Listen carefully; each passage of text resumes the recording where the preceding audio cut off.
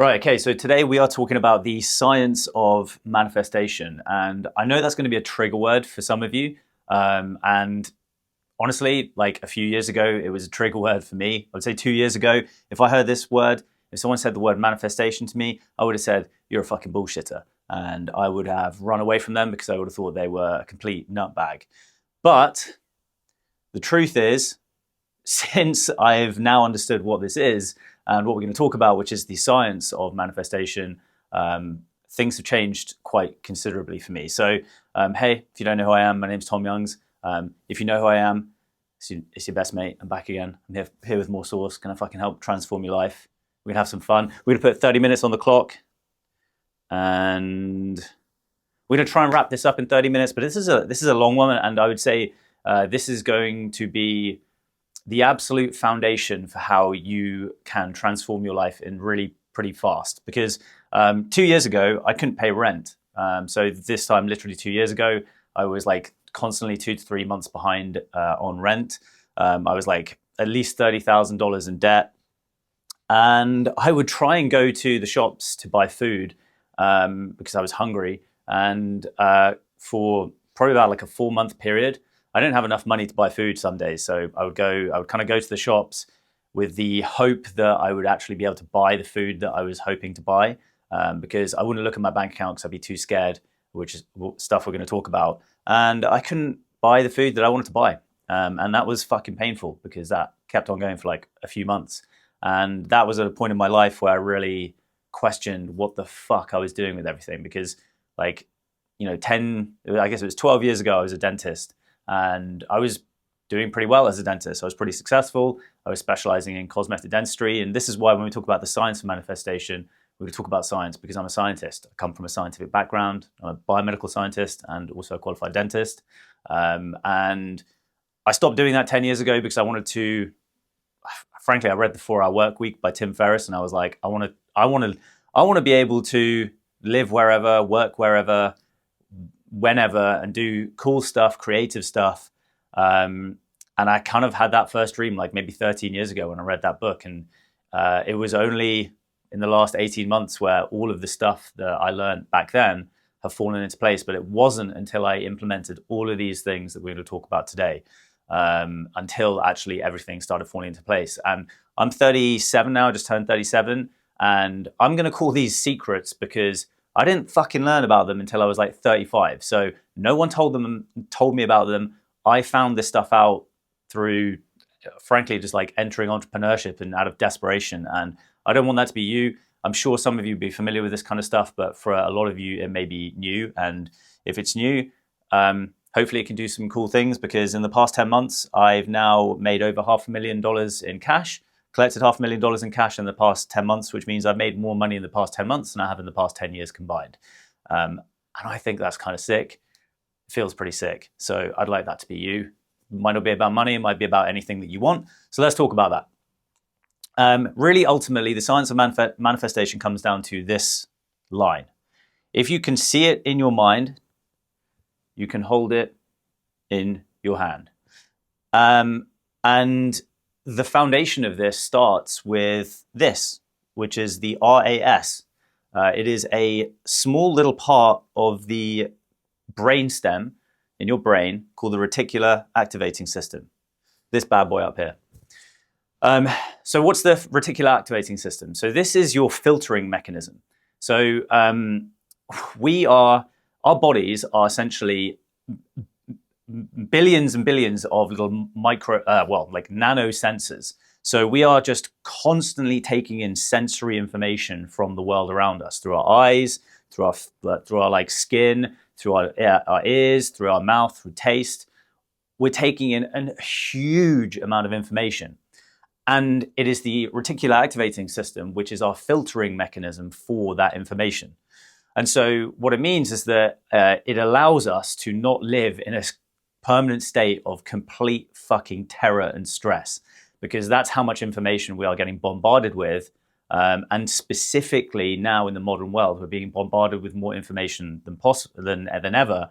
Our reticular activating system needs to be fucking primed And that's what we're going to talk about, how to prime your reticular activating system so that you can actually design and create your reality instead of just being like a fucking sheep, which allows reality to happen to you. So the reticular activating system is the gateway between your subconscious and your conscious mind. So your subconscious mind is what's going on in the background all the time. It's what allows you to breathe. What allows you to kind of like just live, essentially. Your conscious mind is essentially you being like, okay, I'm going to do this thing and I'm conscious about this. And a really simple example of this is that I'm going to take this green pen and I'm going to underline gateway between the subconscious and the conscious mind. Now, that was my conscious mind setting a goal for me to write that line and me accomplishing it. And this is really the kind of like the absolute fundamental principle of what we're going to talk about today, which is the idea that you can actually program your subconscious mind to become a goal-seeking mechanism, because that is what we are. So we are goal-seeking mechanisms. And I've got 5 books here that I'm going to share with you today, which really taught me about everything that we are going to talk about today. So these are going to be pretty clutch for you. So we'll talk about the first one in a second. But we are a goal-seeking organism. So what that means is that we are quite literally, we're a sensory kind of combination of cells, and our job as a human is to stay alive. And our subconscious allows us to stay alive. But we now live in a time where we're generally pretty safe. So what we can do is we can actually hack this system, and instead of like just having the goal to be just stay alive, we can actually kind of like design and create reality as we wish by understanding that we are a goal-seeking organism, and all we need to do is set the goal. So the example of this is typically you hear people talk about the new car effect. So recently I just ordered a new car. It's on my vision board here, which we'll get to in a second. And I ticked it off my vision board the other day, but it is a black Porsche Taycan. And I ordered this a few weeks ago. And since kind of like putting it on my vision board at the beginning of this year, pretty much the only car I see around is the Porsche Taycan. And that's because I've programmed my reticular activating system to filter for Porsche Taycans. And that is like, this will have happened to you. If all of a sudden I'd say to you, okay, today, like keep your eye out for red cars. You'll be scanning, your reticular activating system is scanning for red cars. And you will subconsciously, you'll be able to like, oh, wait, shit, red car over there, red car over there. Whereas yesterday, you wouldn't have noticed any red cars, even though you would have seen them. But your reticular activating system, because you did not program it, was like, nah, fuck it. Okay, it's a red car.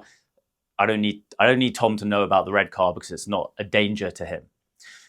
So this is the fundamental principle within this book. It's called Psycho-Cybernetics by Maxwell Maltz. Now, this is the very first book that I read on this type of stuff, and I really resonated with it because Maxwell Maltz was a cosmetic surgeon. And this book was written in like the 1950s, and it reads like it was written like last year, which is fucking mad. So Maxwell Maltz is a cosmetic surgeon who realized that he had treated all these patients and realized that like there was a link between how people saw themselves and their physical reality. And he wrote this book, and essentially it's all about reprogramming your R.A.S. based around this fundamental idea that we are goal-seeking mechanisms. We are just creatures, and our whole design is for us to get to a goal, and we can actually get to that goal by designing it ourselves.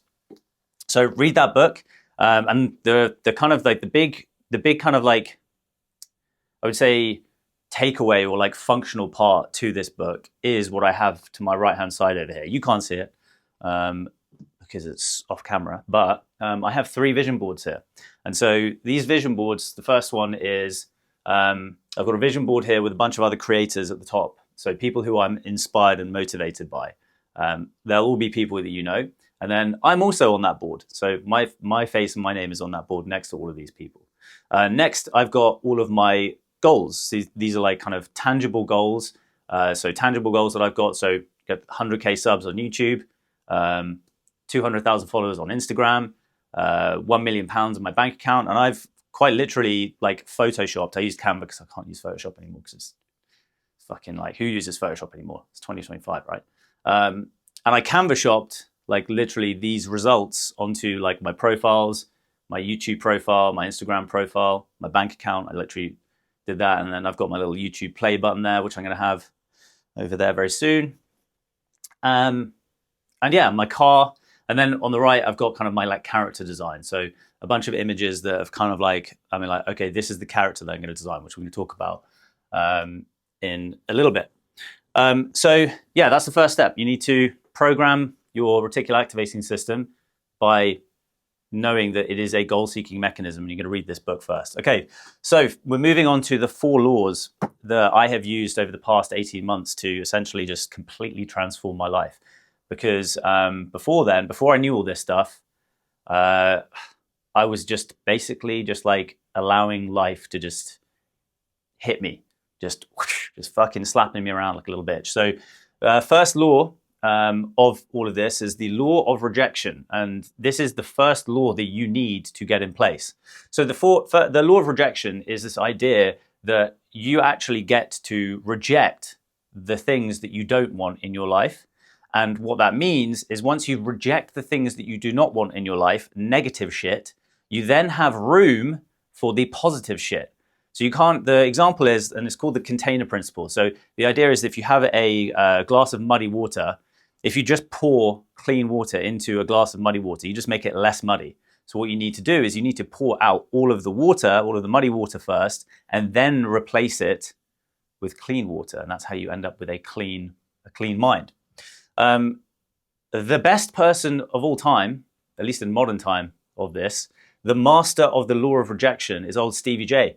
Stevie J, aka Steve Jobs, he was the founder of Apple. You probably use his products. But he was the master of the principle of signal versus noise. So if we take the example of the muddy water in a glass, so the muddy water would be noise. And what we want to do is replace it with clean water, which is just pure signal of like, okay, this is what we're doing. And the master of this was Steve Jobs. So I recently heard like a story from Kevin O'Leary, one of the guys from Shark Tank in America. And he was saying how when he worked with Steve Jobs back in like the 80s, that Steve Jobs was the absolute king of just filtering out the bullshit. And he had no time for any bullshit. And he was kind of renowned as being a dick about this. He was, you know, as Kevin O'Leary said, he wasn't a nice man. Like Steve Jobs, and this is like kind of well known that he wasn't very liked. He wasn't a nice man. He was super brutal and ruthless. And he was ruthless at cutting out the noise. So he cut out all the noise. So all he worked on, like all the time, was just what are the things that I need to focus on that is going to move us forward. So anything else is noise. So what are some examples of noise? So what you need to reject are, you got to reject a few things. So the first is people. And the types of people that you want to reject are energy vampires. So these are people who suck energy out of you like a fucking vampire. You want to stay away from these people like as the most important thing in your life is to stay away from energy vampires, because they will drain you and they will suck the life out of you, so you never actually make any progress. The second thing is you need to reject limiting ideas from the media and from other people. So this is why I don't listen or watch the news or TV or any of the bullshit that is designed to, frankly, keep us in a noisy state. So the media, like, it doesn't matter to me if someone in Australia on the other side of the world killed 10 people and he was a serial killer, because that was on the other side of the world. It makes no fucking impact to me. And there is no point, there's absolutely zero need in me knowing that information. There's just no benefit to that information. So I cut it out. So I cut out all of the news, media, news, social media accounts, meme accounts, all of the shit that is just noise to me. Get completely out.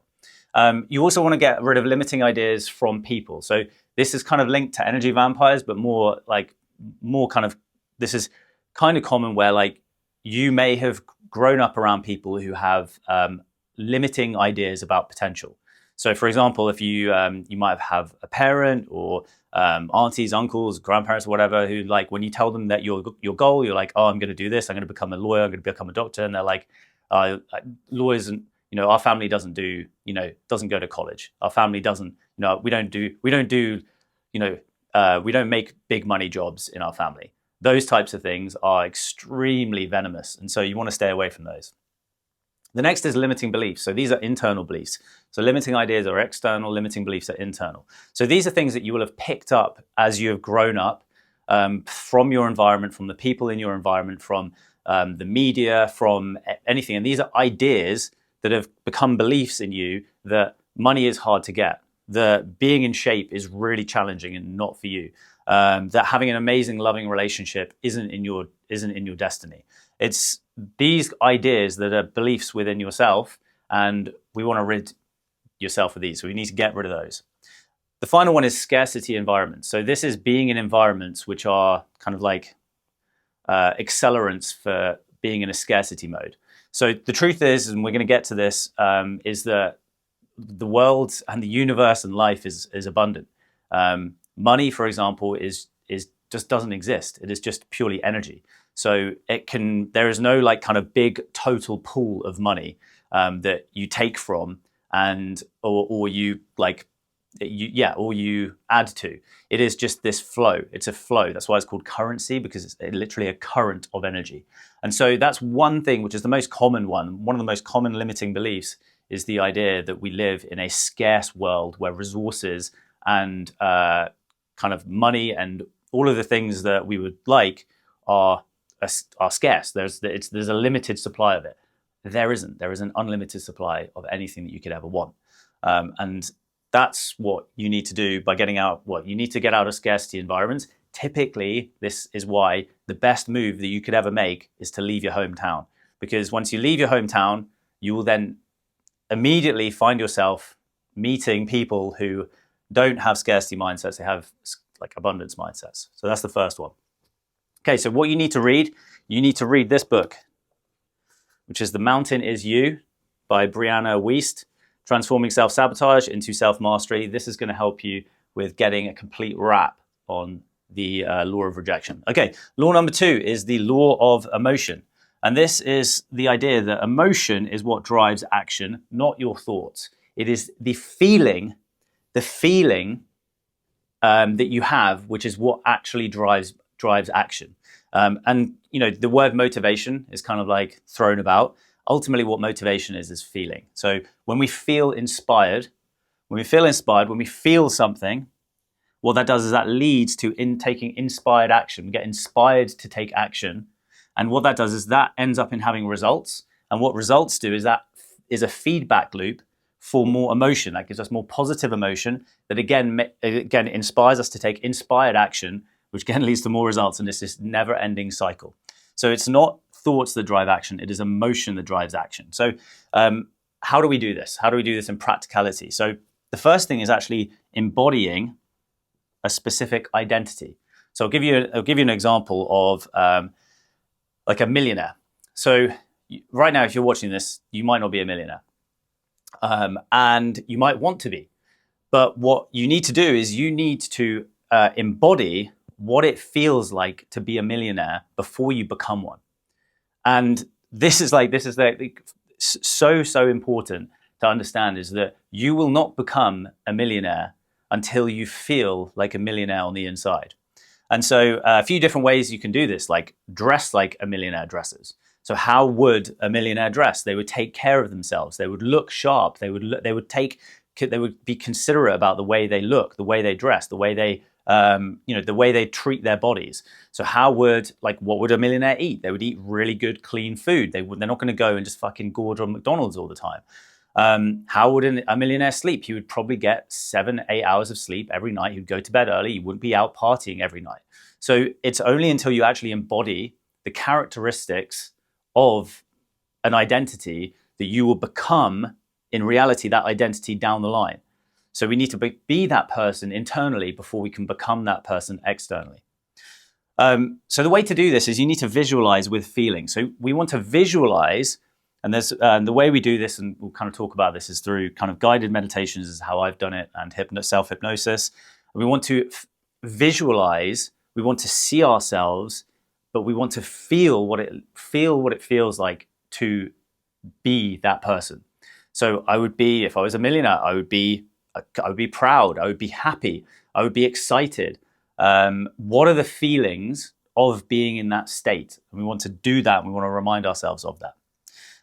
And we can do this with like environmental programming. So we want to make our environment actually match how we want, like we are going to be. So that means having a clean environment, being tidy, looking after yourself. This is why people talk about making your bed in the morning being the first thing that you do, because you start with a win. So how can you design your environment to feel like a fucking millionaire? Really key, and that's why I moved into this house, this apartment. I pay a huge amount of rent each month because I moved into my dream like Riverside apartment because I wanted to have my own office here where I could have a YouTube studio. And that was me being like, I'm going to program my environment to optimize for being a millionaire. Okay, how are we going to do this? You need to read this book, which is 3 Magic Words by U.S. Anderson. And so you need to do this, and alongside it, what I've been doing for the last year or so is listening to guided meditations on YouTube. Honestly, just go look up and do some searching on YouTube. Listen to some guided meditations. My favorites are ones by like Neville Goddard. Those are my favorites. Joe Dispenza. Just fucking reprogram your brain by listening to these meditations. So you can do this, you can do it whilst you're driving, whilst you're walking, whilst you're getting your steps in the morning. I typically do this before I get to work to really prime my energy and prime my kind of like my anticipation for the day with success. Okay, so that is the law of emotion. Number 3 is the law of assumption. And you may have heard this, but it's the idea of acting as if. Acting as if what is going to happen has already happened. And this is based around what you assume to be true equals your actual reality. The kind of like analogy that I would give here is, I'll use my one. So last year I had a goal to grow my Instagram audience. So at the beginning of last year, I think I had about 3,000 followers on Instagram. So not that many followers on Instagram. And at the beginning of the year, I set myself a goal of getting to 50,000 followers by the end of the year. Now, at the start of the year, I didn't know how I was going to do that. I had no idea how I was going to do that. I didn't know the steps I was going to take. I did not know, but what I did is I set the target and I put it on my vision board. I photoshopped it on my vision board. Literally, it had the numbers 50,000. Halfway through the year, so it got to like June, and by June, I had got to like 9,000 followers. So halfway through the year, I'd only got to 9,000 followers. And most of that was through just running Instagram profile visit ads as lead generation ads. But that wasn't going to be able to get me to 50K. So again, I didn't know how this was going to happen, but I assumed that at some point I was going to get to 50,000 followers. I assumed that it had happened already, and I just hadn't got there yet in my timeline. And I wasn't hoping, this is the key, I wasn't hoping I would get there. I assumed I'd already got there. And so when I visualized it, I visualized myself, what was it like to have an audience of 50,000? Feeling proud of myself. What did the actions of like getting to 50,000? Well, shit, I'm going to have to post like 5 times, at least 5 times a week. I've got to post daily. I've got to create really good quality content. I've got to create content that actually gets views. So halfway through the year, I ended up starting working with a new Instagram editor. And we, for the first time, because I'd previously been editing myself, and what I was doing was, it was taking me probably 2 hours per video to write it, film it, edit it, post it. It was probably 2 hours per video. So that was like 8 to 10 hours per week of effort. It was about 10 hours a week of effort. Now, what I did when I started working with an Instagram editor, that immediately brought back like 1.5 hours of work of editing and posting. So what I could do is I reinvested that time into searching for ideas, So ideas within my niche that had been validated and worked. And I'd taken those ideas and I made my versions of that content. And so what I did is I transformed my energy. I didn't transform it, sorry. I redirected my energy from like spending loads of time editing, the low effort stuff. And what I realized was that all the effort that I was putting into editing and posting, it meant I wasn't actually putting time into researching the most important part, which is finding ideas that are going to win. And so when I did that, all of a sudden I reinvested my energy into finding ideas that were going to win. I could then put more time and energy into scripting really high quality videos. And then my editor actually made a higher quality video that I could make for editing myself. And so what I did was it was actually a redirection of energy that allowed me to eventually assume that I was going to get to 50K and eventually on the 1st of January. So I missed my goal of 50,000 by a day. So on the 31st of December, I was on 49,700 followers. And on the 1st of January, I hit my goal. So I was like 1 day late on my goal. But that to me was like, holy shit, this is the first year where I've set a target. I had no idea how I was going to get there, but eventually I got there. And that to me was like, okay, I'm sold. So I've just done this ever since. I'll give you another example. So recently, Sam Ovens, who you guys all know is kind of like the founder of consulting.com and Skool. He was kind of like one of the big first guys to talk about this kind of stuff, talk about character design.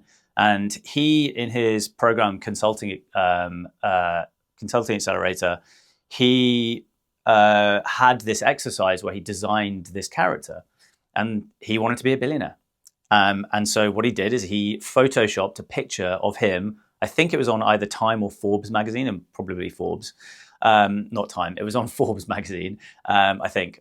Fuck knows. But it was his face on Forbes magazine. And this was at a time where he was dressed, he was embodying this character of a successful millionaire before he got there. So that's why he moved into a New York penthouse apartment. He was dressing in a shirt and tie for all of his videos. He had his slick back hair, his watch. He had his desk with all of his like fucking like weird ass like little things that he'd have on his desk.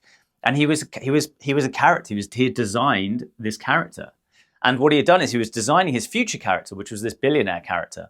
And I think it's like only within the last few weeks, I think Skool has been valued at over $1 billion now, which means he is now technically has a net worth of $1 billion. So he has now become and he has embodied that character. The funny thing is though, is that what happened was I think he designed his millionaire character and then he realized that a millionaire character was this like flashy kind of like suited, booted type of character, was not the typical billionaire character. The typical billionaire character was the laid back, chilled nerd who fucking just sits in an office and just like types all day.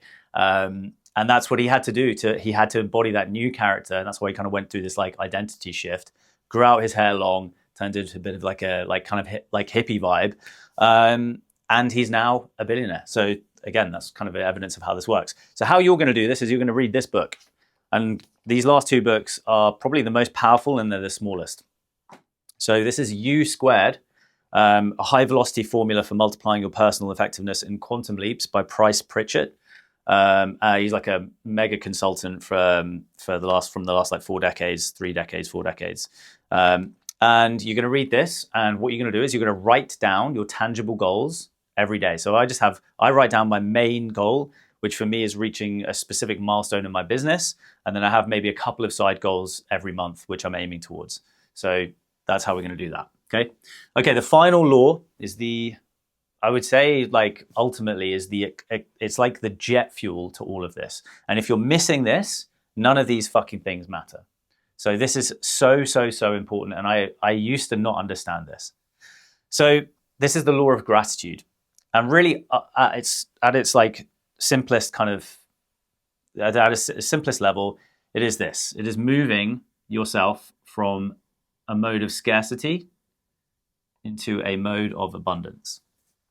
And what this looks like is actually going from a feeling of fear to a feeling of faith. And faith is just trust. So faith for me is just the trust that my life and my journey and my path is working out perfectly for me. And once you make this switch, which I'll be honest, so this is the book that you need to read. It's called Dollars Flow to Me Easily by Richard Dotz. This is the first thing that I get my clients in Scale 20 to read. Once you do this, you will, you'll have just a complete switch. Well, a switch will flick, and it's probably the most fulfilling part of me working with people, is helping people get from the mode of being from fear to faith. That's when things click. That's when people start scaling into like ludicrous numbers. Here's the way you need to do it. You need to be grateful for the small things. Now, I remember years ago when I first heard about gratitude journaling, I was like, okay, I tried it. I would do it. I would literally in the mornings, I'd be like, okay, what are 5 things I'm grateful for? And I'd write 5 things. And what I realized looking back was that I wasn't actually grateful. I would just write things, but I wasn't actually embodying the feeling of gratitude. I'd be like, oh, I'm grateful for my parents. I'm grateful for this. I'm grateful for that. And I was just writing. I'm grateful. And it comes back to the idea of the law of emotion, which is feeling. So the actual feeling of gratitude. And so what I do is I make sure that I am actually grateful for the small things in my life. For having a bottle of water that I can drink, that is clean, like poison-free. And the big one for me is my first thought for the day. So quite literally every time when I wake up, I make sure that the very first thought I have, and this takes practice, is gratitude. And what I'm grateful for is having a roof over my head. So every morning I wake up and I'm laying in my bed and I'm like, how fucking lucky am I that I'm in a warm, like beautifully comfortable home. I've got a roof over my head and I'm safe. And I start my day, every single fucking day, with that. And one of the kind of like the things that you'll find from this is that you have to turn any situation that happens to you into a situation of gratitude. So anything that happens to you, you have to end up embodying a feeling of gratefulness and gratitude. And so the thing I like to remember, and this is kind of like timely for me, was that this morning when I went out to get my morning coffee, which I'm always grateful for having like a beautifully delicious cup of coffee in the morning, it was raining. And I walked out, I didn't have an umbrella, but I'd read I think in this book, you want to feel like you are dancing in the rain. And what that means really is that when life, for the majority of people, could be considered shit. It's raining. They're like, oh, it's raining today. That sucks. If you can go outside in the rain and be like, oh, it's fucking raining today. How fucking sick is it that it is raining today? How beautiful does that rain smell? It's like the earth is getting a shower. It's like it's bathing. This is like the energy from the heavens dropping down straight on me. If you can reframe the stuff that pisses people off into something that's going to empower you, that's when you make this switch from scarcity to abundance. And a really small exercise for this, and I'd recommend I'm going to leave this like with you. And this is the big thing that I didn't do when I was broke 2 years ago. So when I was broke 2 years ago and I had $5 in my bank account, or £5, and I'd go to the shop and I'd try and buy £8 worth of food, and of course my card would get declined, I would be like, fuck, I hate that I'm so broke that I've only got £5 in my account. What I do now, and this is when everything changed for me, was that I celebrated that I had £5 in my bank account, because that's incredible. And it wasn't until I celebrated the fact that every single penny, every single dollar, so when I find money on the ground, I celebrate money like I've just won the fucking lottery. Every single time, if I go find 5p on the ground, 10p, 20p, 50p, a pound on the ground, who finds a pound? No one finds a fucking full pound on the ground. But anyway, pennies, I celebrate. Hold it in my hand, throw it in the air, catch it, and thank the fucking universe that I'm abundant and that money flows to me like a magnet. So there's a test for this, and there's a really cool exercise which I'd recommend you do, because this I'm not going to try and sell you in this video. Like, I'm trying to change your life here. Go out and go give someone $100 today. Just go take $100 out, go give it to someone. And I promise you, when you start flowing money to people and out away from you as if you have everything that you ever need, that's when money's going to start flowing back to you in absolute tidal waves. Okay, those are the 5 books. Yeah, if you want to learn from me every day, there's a newsletter. You just go click the link down below. Send out emails every single day or most days, just with all of my like insights. But this is it. This is what I have learned in the last 18 months, and this kind of changed my life. And all of the tactical stuff that we talk about on this channel means fuck all if you don't have a grip on this stuff. So it was cool that I'd be able to share this stuff with you because it was new to me like 2 years ago. Okay. That was sick. See you in the next one.